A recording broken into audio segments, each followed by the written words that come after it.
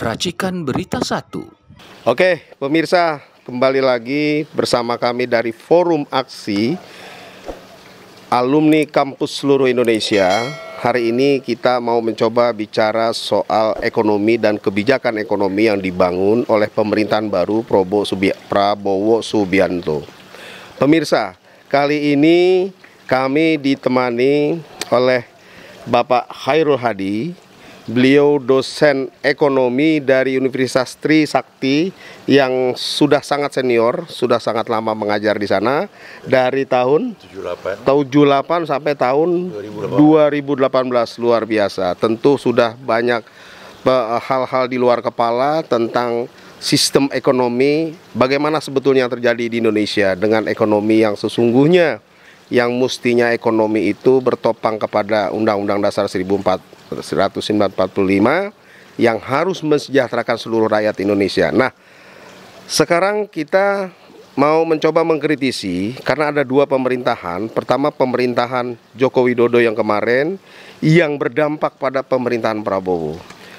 Assalamualaikum warahmatullahi wabarakatuh, Pak Chairul. Assalamualaikum warahmatullahi wabarakatuh. Baik, Pak Chairul, coba kita minta pandangan Pak Chairul nih soal kebijakan ekonomi dan perilaku ekonomi yang dilakukan oleh pemerintahan Joko Widodo dulu. Karena baru berapa waktu yang lalu beliau sudah habis masa waktunya. Tentu ini tidak begitu saja, pasti akan berimplikasi kepada pemerintahan yang baru, yaitu pemerintahan Prabowo Subianto yang katanya kabinet merah putih. Menurut Pak Chairul, kira-kira gimana kemarin itu kebijakan ekonomi yang dipimpin oleh Presiden Joko Widodo? Oke. Pertama tentunya kita lihat bagaimana kebijakan ekonomi dilaksanakan oleh Jokowi. Ini tidak terlepas dari kebijakan-kebijakan ekonomi sebelumnya, yaitu meninggalkan pasal 33 ayat 123 yang sudah digariskan oleh Bung Hatta jauh-jauh sebelum Indonesia merdeka. Sayangnya, hampir semua ekonom di Indonesia ini kelihatannya tidak memahami itu, sehingga diabaikan. Apa yang terjadi? Yang terjadi adalah terjadi ketidakadilan dalam memberikan imbalan bagi orang-orang yang ikut berproduksi. Sehingga yang kaya hartanya semakin berlimpah ruah, yang miskin jumlahnya semakin berlipat ganda. Nah, ini yang tidak pernah disinggung-singgung selama Jokowi, malah yang makin melaju adalah kapitalisme tanpa terkendali. Selama itu kalau masih itu yang diikutkan oleh Prabowo, ya kita semakin lama semakin larut.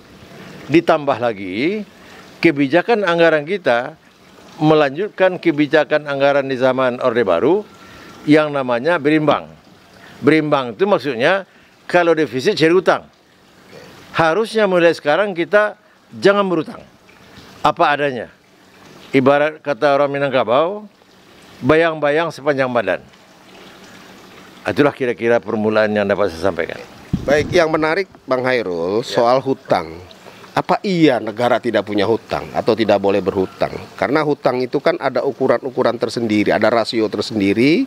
Utang yang diukur, apakah utang ini dengan kapasitas jumlah sekian dinyatakan utang yang sehat atau tidak sehat? Itu kira-kira gimana? Kalau negara tidak boleh hutang itu seperti apa maksudnya? Oke. Jadi begini, utang piutang dalam bisnis itu biasa. Negara itu kan kalau kita lihat sebagai satu kesatuan ekonomi, itu sama dengan perusahaan. Jadi negara boleh berutang, tapi utang ini harusnya menghasilkan pendapatan. Tapi di kita ini hutang hanya sekadar ditanam dalam bentuk-bentuk aset yang tidak membuahkan, akhirnya jadi bidang korupsi. Jadi ini yang tidak terkendali. Siapapun boleh utang. Malah di sini yang saya lihat, petani luar biasa anggaran yang diberikan kepada mereka Tapi mereka hampir nggak dapat. Ini yang dikorup. Boleh telusuri. Sampai ke tingkat kabupaten, hampir tidak ada petani yang menerima. Kecuali petani-petani yang kroni dari petugas. Jadi dalam hal ini, berutang boleh saja. Tapi utang itu harus bisa menghasilkan sesuatu dan bisa membayar kembali utangnya. Kalau ini enggak, pokoknya bikin proyek tinggal gitu. Itu yang tidak ada perhitungannya. Jadi ini masalah tidak sinkron antara kebijakan yang dikonsep dengan tataran yang aplikasi yang ada di bawah. Kira-kira gitu persoalannya. Betul. Di zaman masa Jokowi itu kan ada Dewan Ekonomi Nasional. Seingat kita itu dulu ketuanya Sutrisno Bachir. Tugas DEN adalah membangun formulasi kebijakan, rumusan, dan itu untuk presiden.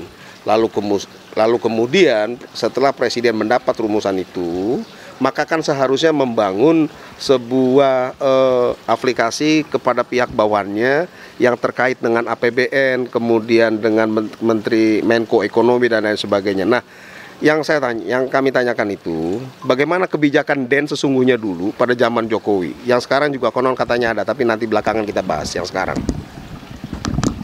Oke, saya tidak banyak memperhatikan apa kinerja dari Dewan Ekonomi Nasional. Semuanya hanya sekadar formalitas. Ya. Kenapa saya katakan demikian? Sebetulnya kalau kita betul-betul berpegang kepada pasal 33 UUD 45 yang digariskan oleh Bung Hatta, sebetulnya tulang punggung ekonomi nasional itu apa? Bung Hatta mengatakan sebetulnya bukan koperasinya. Tulang punggung ekonomi nasional itu adalah ekonomi rakyat yang disusun sebagai usaha bersama berdasarkan koperasi. Itu sebetulnya. Itulah yang menjadi sokoguru ekonomi. Tapi sampai sekarang, siapa ekonomi rakyat itu tidak pernah dirumuskan. Padahal Bung Hatta jelas-jelas mengatakan ekonomi rakyat itu rakyat yang melakukan kegiatan produksi. Siapa dia? Petani, pengumpul hasil hutan, nelayan, pengrajin, dan penambang rakyat. Hanya ini yang anggota koperasi. Contoh aja coba lihat. Berbicara ketahanan pangan. Pernah nggak disinggung di mana posisi petani nelayan? Nggak ada. Jadi selama ini kamuflase semua ini. Kita sudah terbuai dengan tangan-tangan orang yang hanya mencari keuntungan, sementara potensi kita menghasilkan produktivitas itu sengaja dikerdilkan. Ini harus dirubah oleh Prabowo. Nah, Prabowo saya lihat dari susunan kabinetnya, bidang ekonomianya berapa bagian itu, saya pun bingung juga.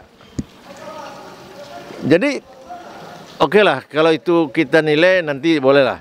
Cuman saya melihat tidak ada pembagian profesionalisasi di situ dan nggak mungkin dicapai efektivitas dan efisiensi yang tinggi. Situ kira-kira. Ya, kembali kepada soal Dewan Ekonomi. Zaman Jokowi itu ketua Dewan Ekonominya Sutrisno Bachir. Dia seorang pedagang murni, alias beliau praktisi, pemburu rente. Lalu tidak kelihatan kinerjanya. Sekarang ini dipilih lagi LBP, Luhut Binsar Panjaitan sebagai Dewan Ekonomi Nasional. Dan dia juga bukan seorang ekonom. Dan apa dibalik pengangkatan dia dari Prabowo ini? Banyak masyarakat menilai pengangkatan dia adalah semata-mata untuk bertanggung jawab. Karena dalam persoalan Jokowi, Luhut Binsar Panjaitan ini seringkali disebut oleh masyarakat luas itu, oleh publik, oleh media, ada orang-orang yang jago lobby keluar untuk mencari hutang. Nah, kami berpikir jangan-jangan Prabowo mengambil dia hanya sebatas untuk tanggung jawab, termasuk kepada Sri Mulyani. Ya, Sri Mulyani begitu juga, dia harus banyak tanggung jawab kepada sektor-sektor keuangan yang kira-kira nanti Prabowo bisa nggak nyaur utang, bisa nggak bayar utang. Nah, dalam persoalan ini, menurut Bang Khairul itu, kira-kira gimana nih konsep Prabowo apa tujuan Prabowo mengangkat Sri Mulyani dan Luhut Binsar Panjaitan yang kembali lagi menangani soal keuangan Sri Mulyani dan Luhut Binsar Panjaitan yang berubah total menjadi Dewan Ekonomi Nasional yang sesungguhnya dia bukan seorang ekonom. Kira-kira gimana menurut pandangan Bang Hairul? Begini, kalau menilai secara detail tentunya saya nggak punya bahan lengkap ya. Cuman Sri Mulyani kebijakannya tetap ada utang baru setiap anggaran. Karena dia menganut azas kebijakan anggaran berimbang, defisit ngutang. Harusnya mulai sekarang stop utang baru. Nah, utang lama restrukturisasi kepada debitur kita. Jadi itu aja udah berkurang itu. Kita harus berhemat, mana yang pantas dijadikan dibangun, lakukan, mana yang tidak mundur saja dulu. Itu yang utama ya. Yang kedua, jalankanlah pasal 33 UUD 45 secara murni dan konsekuen.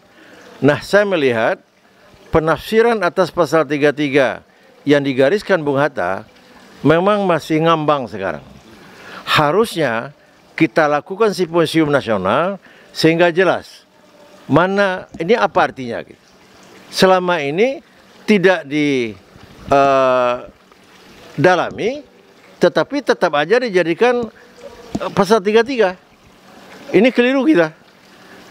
Jadi hanya dielus-elus, tetapi tidak pernah laksanakan.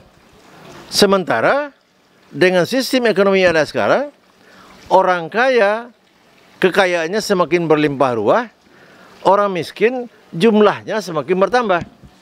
Nah, ini yang nggak pernah diperhatikan fenomenanya nih. Sekian. Baik, Bang Hairul. Sebetulnya masih banyak pertanyaan yang harus kita bahas.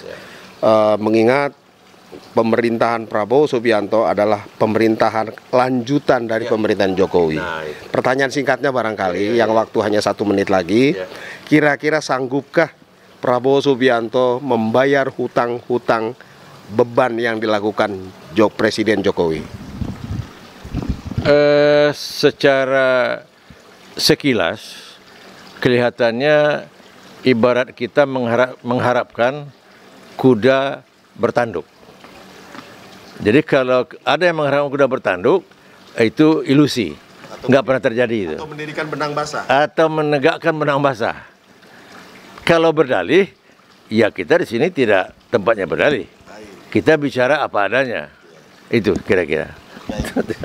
Oke, pemirsa sekalian, sudah kita bahas panjang lebar tentang ekonomi yang dilakukan oleh dua rezim sekaligus, rezim Joko Widodo dan rezim Prabowo Subianto. Kalau bicara harapan, tentu kita berharap Prabowo Subianto mampu membayar hutang-hutang masa lalu, bahkan mampu juga mengatur hutang-hutang luar negeri agar terjadi keseimbangan pada sektor ekonomi Indonesia. Ada tambah dikit. Ya, silakan.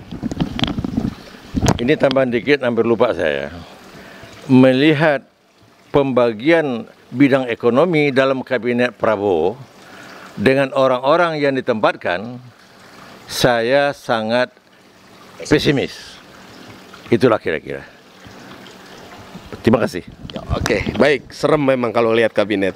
Pemirsa, sampai jumpa lagi di dalam topik-topik yang berbeda, yang menarik, yang terus kita kritisi. Dan sekian dari kami, Forum Aksi Alumni Kampus Seluruh Indonesia yang akan terus-menerus menjadi oposisi di dalam pemerintahan.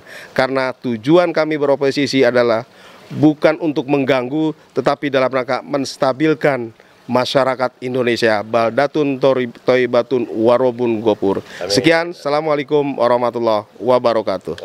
Terima kasih Pak Hairul. Sampai ketemu lagi.